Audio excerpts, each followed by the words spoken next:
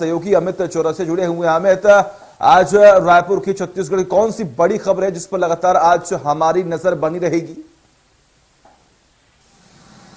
बिल्कुल सचिन, जिस तरीके से 20 दिसंबर को यहां पर नगरीय निकाय चुनाव होना है, तो ऐसे में कांग्रेस आज एक अहम बैठक करने जा रही है, जिस बैठक में पूरी जो चुनाव समिति की बैठक है, ये चुनाव समिति की बैठक में मोहन मरकाम जो प्रदेश अध्यक्ष है वह शामिल हो रहे हैं, मुख्यमंत्री स्वयं शामिल हो रहे हैं और साथ ही जो प्रदेश सचिव होंगे डॉक्टर चंदन यादव वह दिल्ली से यहाँ पहुंचे हुए हैं, 3 दिवसीय दौरे पर हैं छत्तीसगढ़ के। तो ऐसे में बड़ी अहम बैठक इसे माना जा रहा है, क्योंकि यहाँ पर प्रत्याशियों की चयन को लेकर प्रत्याशी के चयन होंगे, साथ ही घोषणा पत्र के लिए जो घोषणा पत्र समिति ने एक मसौदा तैयार किया जिसमें 20 बिंदु शामिल किए गए। इन 20 बिंदुओं में सर्वप्रथम मूलभूत सुविधाओं को देने की बात कही गई है, साथ ही जो वादों और साथ ही जो लोक लुभावने जो वादे किए जाएंगे उसकी एक झड़ी सी लगेगी इस चुनाव घोषणा पत्र समिति में।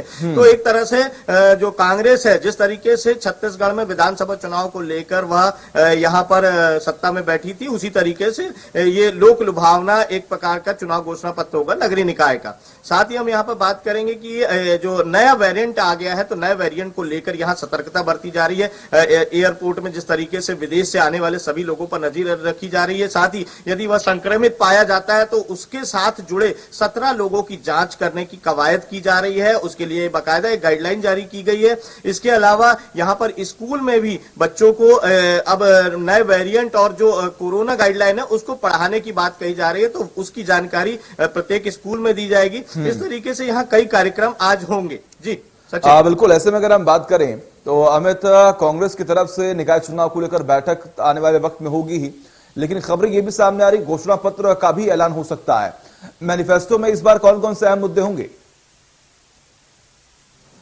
बिल्कुल, जिस तरीके से 12 बजे आज एक बैठक आहूत की गई है राजीव भवन में, इसमें मुख्यमंत्री भूपेश बघेल स्वयं पहुंच रहे हैं, साथ ही डॉक्टर चंदन यादव हैं, मोहन मरकाम है और जो चुनाव समिति के लोग हैं, जो एक जंबो चुनाव समिति बनाई गई है वो सभी पदाधिकारी इसमें उपस्थित रहेंगे। इसमें लगभग 4 से 6 मंत्री भी शामिल किए गए हैं। तो एक तरह से एक गहन विचार मंथन होगा और उसके बाद जो चुनाव का घोषणा पत्र है वह तैयार होगा। जो सूत्रों से मिली जानकारी के अनुसार लगभग 20 बिंदुओं पर घोषणा पत्र को तैयार किया जा रहा है, जिसमें मूलभूत सुविधाएं शहर को तो होंगी ही, साथ ही जिस तरीके से रियायती दरों पर कई चीजें उपलब्ध कराने की बात कही जाएगी, कुछ मुफ्त चीजों की बात कही जाएगी। तो इस तरह के लोक लुभावन एक घोषणा पत्र तैयार करने की ओर कांग्रेस अग्रसर नजर आ रही है।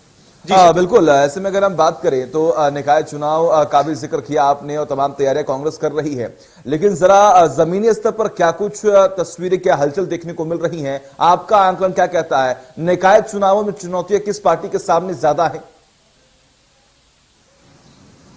बात करें शहर की सरकार की तो कहीं ना कहीं ये बात रहती है कि जो स्थानीय मुद्दे होते हैं, कॉलोनियों की सफाई, वहां के टैक्स को लेकर जो जिस तरीके से है कि जो आपका प्रॉपर्टी टैक्स होता है, नल का टैक्स होता है, जल कर होता है, तो इस तरीके से जितनी भी ये सुविधाएं हैं उनके नाम पर ही सारे चुनाव लड़े जाते हैं। और यहाँ पर जो कांग्रेस अभी इस समय सत्ता में बैठी हुई है, तो इस समय यहाँ पर जो करों में रियायत देने की बात कही जाएगी वो इसमें प्रमुखता से शामिल किए जाएंगे। और जिस तरीके से अभी स्वच्छता का पुरस्कार नगरीय निकाय में छत्तीसगढ़ को मिला है, स्वच्छता का अव्वल पुरस्कार मिला है, साथ ही 61 नगरीय निकायों को भी यहाँ पर सम्मानित किया गया विभिन्न श्रेणियों में। तो ऐसे में सबसे बड़ी चीज है कि स्वच्छता को लेकर एक बड़ा मतलब ऐलान इसमें किया जा सकता है। और अगर यहाँ पर जिस तरीके से पहले ये कहा जा रहा था कि स्वच्छता को लेकर हम किसी तरह का कर नहीं ले रहे हैं, लेकिन अब ये बात कही जा रही है कि जो अब तक व्यावसायिक प्रतिष्ठानों से कर लिया जाता था स्वच्छता को लेकर, वो कर अब घरों पर भी लगाया जाने की बात कही जा रही है।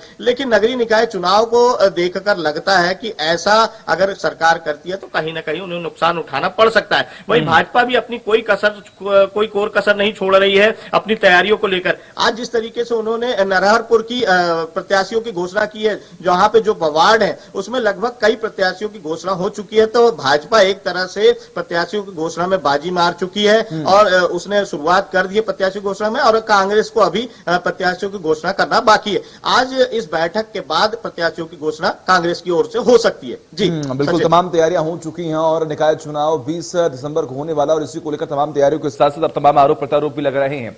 अमित, अगर हम बात करें तो खबर ये सामने आ रही कि बीते एक हफ्ते के अंदर लगभग 37 नए केसेस जो है वो छत्तीसगढ़ में देखने को मिले हैं। यानी कि एक बार फिर से जो कोरोना का खतरा है वो बढ़ रहा है, और वहीं दूसरी ओर ओमिक्रॉन वेरिएंट जो कि अब लगातार दस्तक दे रहा है अलग अलग देशों में, और इसको लेकर अब सरकार की तरफ से क्या रुख अपना जा रहा है, क्या हेल्थ मैनेजमेंट की तरफ से आने वाले कदम में उठाए जा सकते हैं?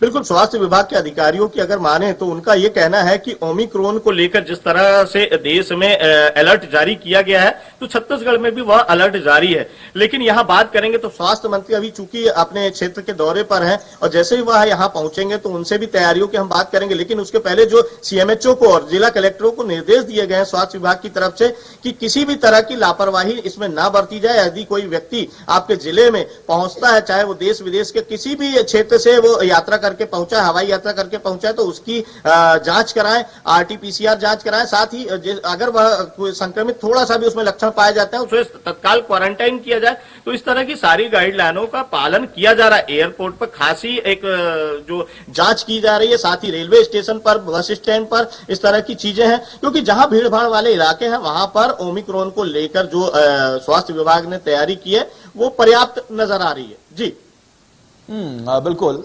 और ऐसे में अगर हम बात करें तो लगातार इस नए वेरिएंट को लेकर सावधानी बरतने की बात कही जा रही है, लेकिन बड़ी वजह एक ये भी है कि आम जनता की तरफ से लापरवाही हो रही है, और सरकार और हेल्थ मैनेजमेंट या फिर कहें कि स्वास्थ्य विभाग की तरफ से भी थोड़ी बहुत लापरवाही देखने को मिली है। लेकिन आखिर हम इसे सही कैसे करेंगे?